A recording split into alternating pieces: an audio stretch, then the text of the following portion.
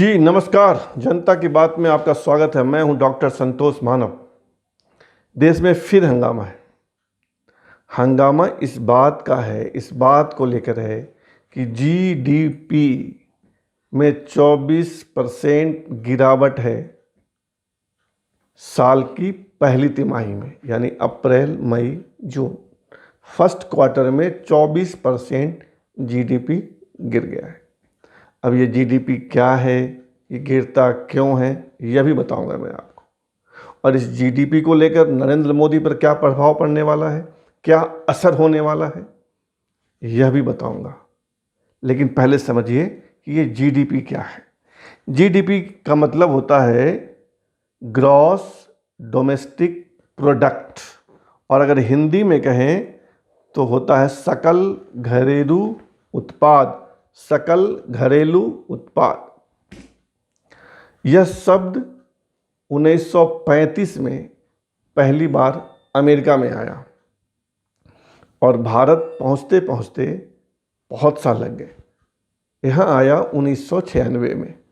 भारत देश में GDP gross domestic product, Hindi में सकल घरेलू उत्पाद, इसका प्रयोग 1946 से हो रहा है, यानी 24 साल पहले से। इसीलिए कहा जा रहा है कि हमारे देश में 24 साल में ये सबसे बड़ी गिरावट है। 24% जीडीपी माइनस में जा रहा है हमारे देश में फर्स्ट क्वार्टर में, अप्रैल मई जून। अमेरिका में 1935 में जब ये शब्द का प्रयोग या इस वाक्य का प्रयोग हुआ तो उसको उपयोग लाने वाले अर्थशास्त्री जो थे, इकोनॉमिस्ट, उनका नाम था साइमन। अब ये जीडीपी होता क्या है, अगर आपको एक पंक्ति में समझना हो तो इस तरह समझिए कि ये आर्थिक सेहत का पैमाना है। यानी हमारे देश की आर्थिक स्थिति कैसी है, ये जीडीपी से समझ में आता है। जीडीपी ज़्यादा बढ़ा माने ठीक है यार, जीडीपी माइनस में गया माने आर्थिक स्थिति खराब हो गई, जीडीपी बहुत कम चढ़ा यानी आर्थिक स्थिति ठीक है, चलने लायक है। और अभी 2020 के फर्स्ट क्वार्टर मतलब प्रथम तिमाही अप्रैल मई जून में 24% की गिरावट का मतलब यह होता है कि देश की आर्थिक स्थिति डावाडोल हो गई है। और पहली बार, मतलब 24 साल में पहली बार इतनी गिरावट है। कभी नहीं जीडीपी में इतनी गिरावट आई थी। और यह इसलिए हुआ कि 2-2.5 महीने की देश में बंदी हो गई, सारा कामकाज ठप हो गया। जीडीपी का आकलन कैसे होता है, तो 8 सेक्टर, जैसे कृषि एक सेक्टर हुआ, मैन्युफैक्चरिंग यानी उत्पादन निर्माण एक सेक्टर हुआ, कंस्ट्रक्शन एक सेक्टर हुआ। इस तरह 8 सेक्टर को मिलाकर 8 सेक्टर में क्या उत्पादन हुआ, क्या घटा, क्या बढ़ा, कितना सामान बिका, ये सब कुछ मिला के एक पैमाना तय होता है, एक तरीका है उससे निकाला जाता है कि जीडीपी में कितना उछाल होगा, या जीडीपी कितना गिरा, या जीडीपी कितना बढ़ा। आप एक पंक्ति में इतना ही समझिए कि जीडीपी बढ़ना मतलब आर्थिक सेहत बढ़िया होना, जीडीपी गिरना मतलब आर्थिक सेहत खराब होना। तो अगर जीडीपी 2020-21 की प्रथम तिमाही में अगर जीडीपी में 24% की गिरावट कहा जा रहा है, इसका मतलब हुआ कि देश की आर्थिक स्थिति बहुत खराब है। और जब देश की आर्थिक स्थिति खराब है तो उसका असर हम पर, आप पर भी पड़ेगा। वह इस तरह पड़ेगा कि नौकरियां जाएंगी, नौकरियां जा रही हैं, पहले से जा रही हैं, 2-2.5 करोड़ जा चुकी है संगठित क्षेत्र की। असंगठित क्षेत्र की तो बहुत हो गई है। संगठित क्षेत्र जहां एक निश्चित तनख्वाह मिलती है, एक तरीका, एक सिस्टम होता है, वहां भी 2.5 करोड़ नौकरियां गई और नौकरी जाएगी। ये असर हम पे पड़ेगा। दूसरा असर होगा कि महंगाई बढ़ेगी, नई नौकरियां नहीं मिलेंगी, छटनी का दौर चलेगा, तो बहुत कष्ट है। इसलिए आगे के कुछ माह बहुत संभल कर रहिएगा, पैसा कम खर्च कीजिएगा। जो जीडीपी सकल घरेलू उत्पाद यानी देश की आर्थिक सेहत खराब हुई है, इसमें बहुत बड़ा हाथ कोरोना का है, कोरोना बंदी का है। अगर कोरोना बंदी नहीं होती तो बेशक कुछ जान ज़्यादा जाती, लेकिन देश की स्थिति इतनी खराब नहीं होती। अब एक दूसरा सवाल है कि इसका असर भारतीय जनता पार्टी या उसकी सरकार पर क्या होगा, क्या असर पड़ेगा।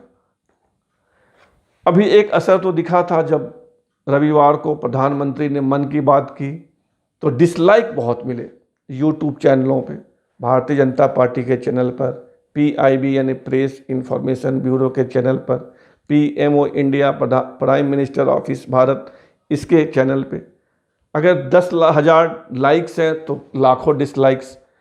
इससे एक समझ में आता है कि लोग प्रधानमंत्री को, उनकी बात को, उनकी नीतियों को पसंद नहीं कर रहे हैं। लेकिन एक बहुत मार्क की बात बतलाता हूं कि हमारे देश में असर या नहीं असर, इसका पैमाना चुनाव में होता है। चुनाव में अगर अच्छी जीत मिली तो जनता खुश, चुनाव में अगर बुरी हार हुई तो जनता नाखुश। सबसे पहला चुनाव बिहार में है, 1-2 महीने बाद अक्टूबर में होगा, शायद अगले महीने होगा। तो उसमें समझ में आएगा कि GDP में गिरावट, नौकरियों का जाना, नौकरी नहीं मिलना, आर्थिक सेहत खराब होना, कोरोना बंदी, जो नए मुद्दे हैं उस मुद्दों को लेकर, उन मुद्दों को लेकर देश की जनता या बिहार की जनता भारतीय जनता पार्टी JDU नरेंद्र मोदी से कितनी खुश है या ना खुश है। और बिहार में बहुत कुछ हो रहा है, लेकिन जिस तरह से पार्टियों के नेता पार्टियां बदल रहे हैं, उससे नहीं लगता है कि भारतीय जनता पार्टी या JDU उसका सहयोगी दल जो है उससे बहुत नाराज हैं लोग। क्योंकि नेताओं में एक गुण होता है, खास गुण, वे उस पार्टी का दामन पकड़ने की कोशिश करते हैं जहां जीत की संभावना ज़्यादा होती है। और अगर आप बिहार के संदर्भ में आप बात करें तो वहां RJD छोड़कर लोग भाग रहे हैं, BJP या JDU छोड़कर बहुत इक्का दुक्का लोग RJD में जा रहे हैं। लेकिन RJD में भगदड़ की स्थिति है और एक ये संकेत है कि भाई RJD की स्थिति अच्छी नहीं है। राजनीति में कुछ भी फाइनल नहीं होता, लेकिन एक संकेत जरूर मिलता है कि भाई डूबता हुआ जहाज, डूबती नौका में कोई बैठना नहीं चाहता। और जिस तरह RJD से भाग के लोग JDU में आ रहे हैं, जनता दल यूनाइटेड में, उससे लगता है कि RJD की स्थिति खराब है। एक कारण तो लालू यादव का जेल में होना भी है कि भाई मजबूत कैप्टन नहीं है तो खिलाड़ी बेहतर नहीं खेल पाएंगे। अब देखिए बिहार में क्या हो रहा है। पहले 5 MLC JDU में चले गए RJD छोड़कर।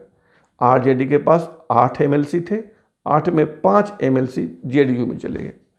Member of legislative council MLC और लगभग नहीं 7 विधायक MLA member of legislative assembly, 7 विधायक भी JDU में चले गए RJD को छोड़कर। मतलब 7 और 5 12 MLA, 12 विधायक, बड़ी बात है। और रिटर्न क्या है RJD के पास? सिर्फ एक, श्याम रजक, जो JDU की सरकार में मंत्री थे। JDU BJP की जो सरकार है उसमें मंत्री थे श्याम रजक। मतलब इनकमिंग RJD के पास एक है और आउटगोइंग 12 विधायक है, जिसमें 5 MLC 7 MLA। और पार्टी छोड़ने वालों में चंद्रिका राय हैं, लालू प्रसाद यादव के समधी, तेज प्रताप यादव के ससुर। और आज एक विधायक ने राजद छोड़ा है, उनका नाम है वीरेंद्र कुमार, जो बिहार के तेघड़ा विधानसभा से विधायक है। लेकिन बात यहीं पर नहीं थमती। कहा जा रहा है कि रघुवंश प्रसाद सिंह, मतलब लालू यादव के बाद जिनको नंबर 2 माना जाता है RJD में, वे बहुत नाराज हैं और शीघ्र ही JDU में चले जाएंगे। उनकी बात नीतीश कुमार और दूसरे लोगों से हो चुकी है। लेकिन बात यहीं पर नहीं थमती, और भी बात है कि शरद यादव, जो 2018 में नीतीश कुमार के पुनः BJP के साथ गठबंधन कर लेने के कारण नाराज थे और JDU से अलग होकर अपनी पार्टी बना ली, लोकतांत्रिक जनता पार्टी, वे भी JDU में जाने वाले हैं। ये एक नई सूचना है। शरद यादव की बातचीत नीतीश कुमार से हो गई है। शरद यादव पिछले 1-1.25 माह से बीमार हैं, दिल्ली के एक अस्पताल में भर्ती हैं और वहीं पर लोग JDU के लोग जा रहे हैं, उनकी बात हो रही है, बात नीतीश कुमार से करवाई जा रही है। नीतीश कुमार राजनीति के बड़े खिलाड़ी हैं, उनको लगता है कि इनके आ जाने से, शरद यादव के आ जाने से RJD का जो वोट बैंक है उसमें टूट होगी, तो उनको मुफीद लग रहा है शरद यादव को साथ लेना। बात यहीं पर नहीं थमती। एक जो सज्जन हैं, जे आरजेडी के जो नेता हैं तेज प्रताप यादव, लालू यादव के बड़े सुपुत्र, उनकी राजनीति निराली है। पता नहीं कब क्या बोल दे। रघुवंश प्रसाद सिंह के लिए अपमानजनक शब्दों का प्रयोग करते हैं। राजनीति उनके बस की बात है नहीं। ले देकर रह गए जो पार्टी के अलंबरदार हैं, आला कमान है, एमडी हैं, मैनेजिंग डायरेक्टर तेजस्वी से पार्टी में बहुत लोग नाराज हैं। और इसीलिए बिहार में कहा जा रहा है कि अभी तो ट्रेलर है, देखते जाइए आरजेडी खाली हो जाएगी। ये ललन सिंह कह रहे हैं, सांसद हैं और नीतीश कुमार के नज़दीकी है। लेकिन इस टूट से या इस भगदड़ से जनता के मिजाज का पता नहीं लगता, इससे नेताओं के मिजाज का पता लगता है। जनता के मिजाज का पता लगेगा वोटिंग के बाद, परिणाम आने के बाद। अगर परिणाम जेडीयू बीजेपी के पक्ष में आया, मतलब समझिए कि जीडीपी का गिरना, जीडीपी का 24% माइनस में जाना बिहार की जनता पे कोई असर नहीं डाल रहा है। कोरोना की त्रासदी, कोरोना के दौरान हुआ कष्ट भी वे भूल गए और भारतीय जनता पार्टी के राष्ट्रवाद में ही खुश हैं कि चाइना को देखो कैसा जवाब दे दिया, ट्रिपल तलाक रोक दिया, राम मंदिर बनवा दिया, धारा 370 समाप्त करवा दी, आदि आदि। बहरहाल इंतज़ार कीजिए महीना 2 महीने का, उसके बाद चीज़ें समझ में आ जाएंगी, राजनीतिक चीज़ें।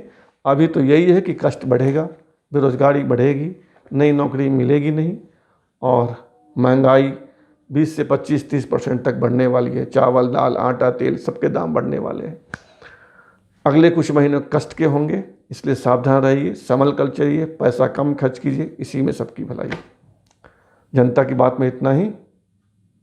बहुत बहुत धन्यवाद। और इस चैनल को लाइक कीजिए, शेयर कीजिए, कमेंट कीजिए, सब्सक्राइब भी कीजिए। रोज़ बोलूँगा, बोलते ही रहूँगा। धन्यवाद।